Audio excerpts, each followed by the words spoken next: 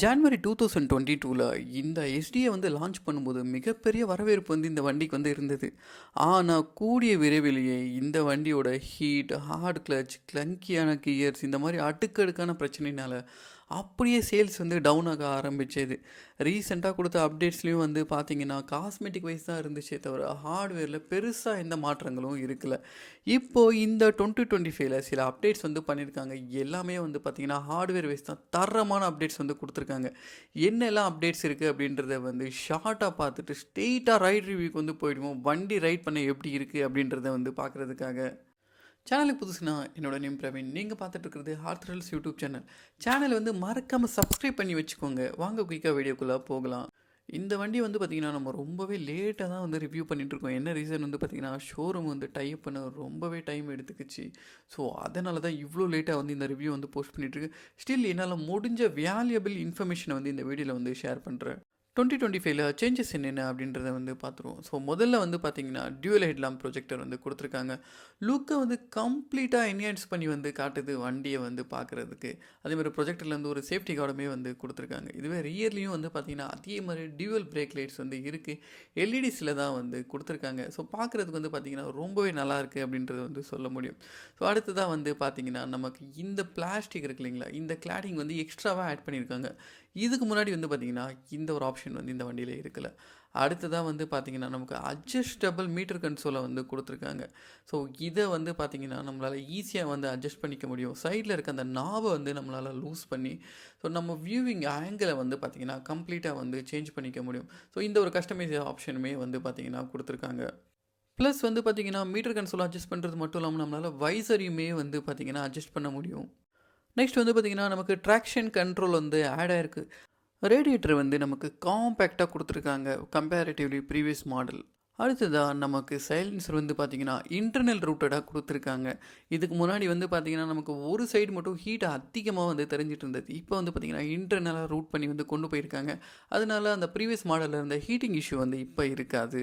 அடுத்ததாக நமக்கு இந்த வண்டியில் இருந்த ஒரு சின்ன பிரச்சனை என்னென்னு வந்து பார்த்திங்கன்னா ஐடியல் ஆர்பிஎம் ரொம்பவே அதிகமாக இருக்கும். கிட்டத்தட்ட வந்து பார்த்திங்கன்னா ஒரு 1800 ஆர்பிஎம்க்கு வந்து போயிட்டு இருந்தது. இப்போது இந்த மாடலில் வந்து பார்த்திங்கன்னா நமக்கு லிமிட் பண்ணி 1200 to 300க்குள்ளவே இருக்க மாதிரி வந்து அட்ஜஸ்ட் பண்ணியிருக்காங்க.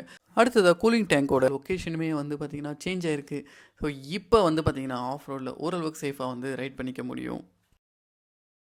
அடுத்ததாக சீட்டோட கம்ஃபர்ட்டுமே வந்து பார்த்திங்கன்னா நல்லாவே இன்க்ரீஸ் ஆகிருக்கு. ஸோ அதனால் வந்து பார்த்திங்கன்னா ரைடராக வந்து பார்த்திங்கன்னா ரைட் பண்ணும்போது நல்லாவே கம்ஃபர்ட்டான ஃபீலிங் வந்து கொடுக்குது. Seat height, weight and ground clearance இந்த விஷயங்களுக்கு வந்து வருவோம். சீட் ஹைட்டை பொறுத்து ஒரு 815 mm இருக்குது. வெயிட் வந்து பார்த்திங்கன்னா ஒரு 187 கிலோ இருக்குது. கிரவுண்ட் கிளியரன்ஸ் நல்லாவே மேசிவாக ஒரு 220 mm வந்து கொடுத்துருக்காங்க. ஃபியூல் டேங்கை பொறுத்து ஒரு 15.5 லிட்டர்ஸ் வந்து இருக்குது. ஸோ வண்டி வந்து டிப்பிக்கலாக நல்ல ஒரு ஆஃப் ரோட் வெஹிக்கிள் மாதிரியே வந்து லுக்ஸுமே வந்து பார்க்குறதுக்கு இருக்குது. அடுத்ததாக டயர்ஸ், பிரேக்ஸ் அண்ட் சஸ்பென்ஷன் இந்த விஷயங்களுக்கு வந்து வருவோம். ஃப்ரண்ட்டில் வந்து பார்த்திங்கன்னா 1990 21 இன்ச்சஸ்க்கான டயர்ஸ் வந்து இருக்குது. ஸ்போக் வீல் தான் வந்து பார்த்திங்கன்னா ஹெச்டி வந்து ஆஃபர் பண்ணியிருக்காங்க. டிஸ்க் பிளேட்டை பொறுத்து ஒரு 320 mmல வந்து இருக்குது. சேஃப்டியை பொறுத்து dual channel ABS and traction கண்ட்ரோலுமே இருக்குது. அடுத்ததாக சஸ்பென்ஷன் வந்து பார்த்திங்கன்னா 41 mm திக்னஸில் 200 mm ட்ராவல் வந்து இருக்குது. நல்ல ஒரு ஆஃப் ரோடு கேப்பபிலிட்டி இருக்க சஸ்பென்ஷன் மாதிரி வந்து டிசைன் பண்ணியிருக்காங்க. ரியரை பொறுத்து நமக்கு 130/80 17 இன்ச்சஸ்க்கான டயர்ஸ் வந்து இருக்குது. 240 mmக்கான டிஸ்க் பிளேட் வந்து இருக்குது. இதுக்கு அடுத்து சஸ்பென்ஷனை பற்றி குறிப்பாக பேசியாகணும். ஒரு மோனோ ஷாக் அப்சர்வர் 7 ஸ்டெப் அட்ஜஸ்டபிளில் வந்து இருக்குது. 180 mm வந்து ட்ராவலுமே வந்து பார்த்திங்கன்னா இந்த சஸ்பென்ஷனுக்கு வந்து இருக்குது. அடுத்ததாக இந்த வண்டியோட இன்ஜினை வந்து பார்த்துருவோம். ஸோ இந்த இன்ஜினை பொறுத்து 334cc liquid cooled dual overhead game வந்து இருக்குது. ஸோ பவரை பொறுத்து 29.6 PS 8K RPMல வந்து ப்ரொடியூஸ் பண்ணும். அதே மாதிரி நமக்கு டார்க் வந்து பார்த்திங்கன்னா 29.56 Nm 5800 RPMல ப்ரொடியூஸ் பண்ணும். போர் அண்ட் ஸ்ட்ரோக் பொறுத்து நமக்கு 81க்கு வந்து 65 வந்து கொடுத்துருக்காங்க. பெரிய போர் அண்ட் சின்ன ஸ்ட்ரோக் வந்து இருக்குது. அதனால் இனிஷியல் பர்ஃபார்மன்ஸ் வந்து நல்லாயிருக்கும். மேபி கியரிங்கில் வந்து இவங்க ஒர்க் பண்ணியிருக்காங்க அப்படின்றது வந்து தெரியுது. ஏன்னா இது வந்து பார்த்திங்கன்னா ஒரு லாங் போர் இருக்க இன்ஜின், ஷார்ட் ஸ்ட்ரோக் இருக்க செட்டப். ஸோ எந்த அளவுக்கு ரெஸ்பான்ஸ் வந்து இருக்குது, ஆஃப் ரோடு அண்ட் ஆன் ரோடுக்கு எந்த அளவுக்கு கேப்பபிலிட்டிஸ் வந்து கியரிங்கில் பண்ணியிருக்காங்க அப்படின்றத வந்து பார்த்துருவோம். நமக்கு கியர்ஸை பொறுத்து ஒரு 6 ஸ்பீட் கியர் பாக்ஸ் வந்து கொடுத்துருக்காங்க. கியரிங்கெல்லாம் எப்படி இருக்குது, இன்ஜின் வந்து எந்த அளவுக்கு ஸ்மூத்தாக மாறி இருக்குது இந்த புது ஜென்ரேஷனில் அப்படின்றத வந்து ரைட் ரிவ்யூவில் வந்து பார்த்துருவோம். கண்டிப்பாக இவங்க வந்து பழைய இன்ஜினை கம்பேர் பண்ணும்போது இந்த ஸ்டாலிங் இஷ்யூஸ் இந்த மாதிரிலாம் இருந்தது. ஆர்பிஎம் வந்து கம்மியாக இருக்குது. இன்டர்னலி இன்ஜினில் வந்து கிராங்க் ஷாஃப்ட் இந்த மாதிரி விஷயங்களை வந்து எஸ்டி ஒர்க் பண்ணியிருப்பாங்க அப்படின்றது வந்து டெஃபினெட்லி வந்து தெரியுது. பார்ப்போம் எப்படி வந்து சேஞ்சஸ் எல்லாம் இருக்குது, ரைட் பண்ண எப்படி இருக்குது அப்படின்றது வந்து கம்ப்ளீட்டாக ரைட் ரிவ்யூவில் வந்து பார்த்துருவோம். வாங்க ரைட் ரிவ்யூக்குள்ளே வந்து போகலாம். ஸோ த்ராட்லர்ஸ், இப்போ வந்து இதோட ரைட் ரிவ்யூ வந்து நம்ம ஸ்டார்ட் பண்ணிடுவோம். ஸோ எப்படி இருக்குது, மொதல் விஷயம் வந்து பார்த்திங்கன்னா, பழைய எஸ்டிக்கும் இதுக்கும் என்ன வித்தியாசம்னு வந்து பார்த்திங்கன்னா, வண்டி ரொம்ப படபடப்பாக இருக்கும். அதாவது இனிஷியல் ஆர்பிஎம்மில் இப்போ வந்து கொஞ்சம் கம்மியான மாதிரி நான் வந்து ஃபீல் பண்ணுறேன். ஆல்மோஸ்ட் ஒரு 1500-600 ஜம்ப் அடிச்சிட்ருக்கு. பட் பழைய ஆர்பிஎம் வந்து கம்பேர் பண்ணும்போது இப்போ வந்து கம்மியாக இருக்குது அப்படின்றது லிட்ரலி வந்து ஃபீல் ஆகுது. ஸோ அடுத்து என்ன சேஞ்சஸ், ஸ்டாலிங் இஷ்யூ இருந்தது வண்டியில், அது இருக்கா அப்படின்றத வந்து பார்ப்போம்.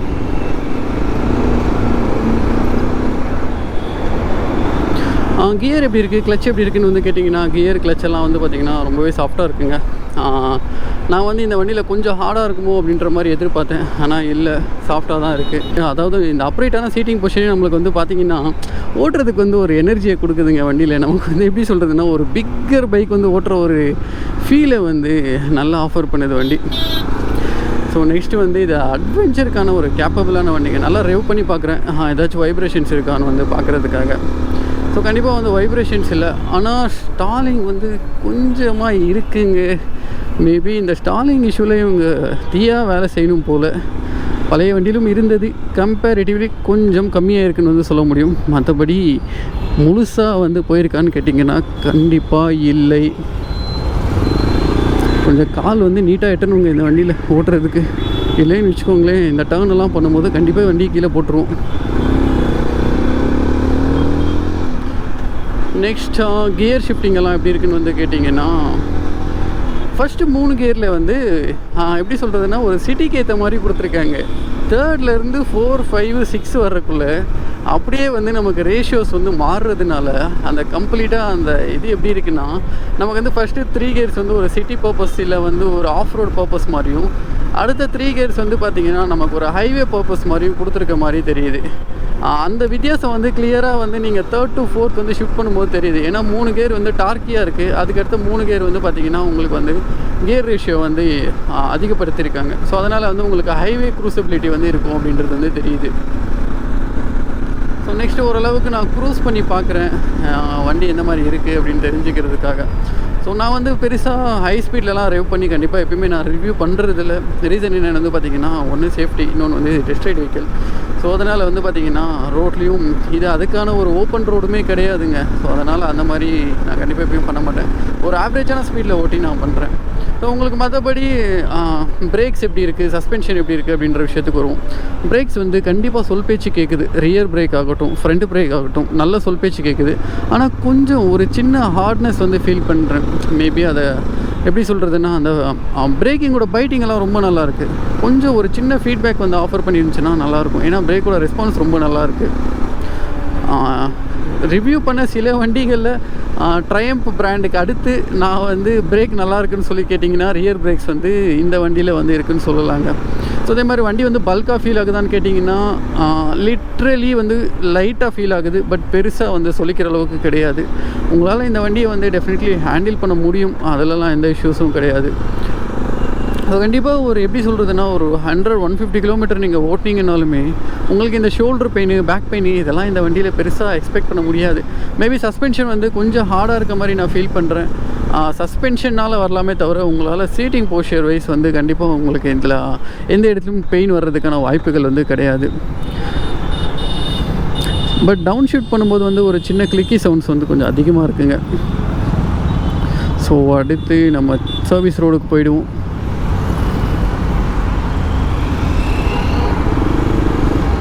நான் வந்து 5.7 இருக்கேன். ஸோ கண்டிப்பாக கீழே வரையும் தாராளமாக காலிட்டு தான் கேட்டிங்கன்னா இல்லை, எனக்கு கொஞ்சம் ஸ்ட்ரகிள் பண்ணி தான் வந்து ஹேண்டில் பண்ணிகிட்ருக்கேன். பட் பரவாயில்ல, 5.7 இருந்தாலும் உங்களுக்கு வந்து ஒன்ஸ் வந்து நீங்கள் கால் எடுத்து வச்சதுக்கப்புறம் வண்டி ஓட்டுறதுக்கு வேறு லெவலில் இருக்குது. பட் கம்பெனி கண்டிப்பாக இந்த ஸ்டாலிங் விஷயத்தை மட்டும் பார்த்தா ரொம்ப நல்லா இருக்குங்க. மேபி பிரேக்ஸ் நல்லாயிருக்கு, இந்த சின்ன சின்ன விஷயங்களெல்லாம் இம்ப்ரூவ் பண்ணியிருக்காங்க. வண்டி வந்து இனிஷியல் ஆர்பிஎம் எல்லாம் அதிகமாக இருந்ததெல்லாம் கம்மியாக இருக்குது. இந்த மாதிரி சின்ன சின்ன விஷயங்களில் வந்து நல்லா பண்ணியிருக்காங்க. பட் மெயினான இஷ்யூ வந்து ஸ்டார்டிங்லேருந்து இருக்கிறதே அதுதான். ஏன்னா எஸ்டி வந்து கிட்டத்தட்ட மார்க்கெட்டில் வந்து முடிஞ்சிருமோ, இதுக்கப்புறம் மார்க்கெட்டில் வந்து சஸ்டெயின் பண்ண முடியாதுன்ற லெவலுக்கு வந்ததுக்கப்புறம் தான் நிறைய அப்டேட்ஸ் வந்து கொடுத்தாங்க. பட் இந்த விஷயத்தை கொஞ்சம் ஃபோக்கஸ் பண்ணி கொடுத்துருந்தாங்கன்னா ரொம்ப பெட்டராக இருந்திருக்கும். மற்றபடி வண்டி வந்து நீங்கள் ஆஃப் ரோடு பர்பஸாக வாங்குறீங்க அப்படின்னா தாராளமாக எடுத்துக்கோங்க. க்ரூஸியர், அதாவது இந்த வண்டியோட செட்டப்பே வந்து பார்த்திங்கன்னா டியூவல் தான். நீங்கள் வந்து ஒரு சிட்டி பர்பஸ் இல்லை ஒரு சிட்டியில் ஓட்டுறீங்க அப்படின்னா அந்த ஃபஸ்ட்டு 3 கியரை வச்சு மெனுவர் பண்ணிக்கலாம். ஒரு ஹைவே கொண்டு போகிறீங்கன்னா அடுத்து 3 கியரை வச்சு மெனுவர் பண்ணிக்கலாம். ஸோ உங்களுக்கு அந்த பேலன்சிங் வந்து சூப்பராக இருக்குது. ப்ளஸ் வந்து பார்த்திங்கன்னா ரெண்டாவது விஷயம், ஒரு ஆஃப் ரோடு கொண்டு போகிறீங்க அப்படின்னா அந்த ஃபஸ்ட்டு 3 கியர்ஸ் வந்து அந்த இடத்துல டெஃபினெட்லி பிளேயிங் ஏ ரோல். ஸோ எஸ், ஆல்மோஸ்ட் இதுதான் மக்களை வீடியோட எண்டுக்கு வந்துட்டோம்னு நினைக்கிறேன். இந்த வீடியோ இது வரைக்கும் பார்த்து யூசர்ஸ்க்கு எல்லாருக்கும் மிகப்பெரிய நன்றி. எல்லோரும் சேஃபாக ரைட் பண்ணுங்கள், ரெஸ்பான்சிபிளாக ரைட் பண்ணுங்கள், ஹெல்மெட் போட்டு ரைட் பண்ணுங்கள். அடுத்த ஒரு வீடியோவில் வந்து மீட் பண்ணுவோம். அடுத்து எந்த வீடியோ வண்டியை வந்து ரிவ்யூ பண்ணணும் அப்படின்றத மறக்காம கீழே கமெண்ட் செக்ஷனில் சொல்லுங்கள். பாய் மக்களே, பாய் பாய்.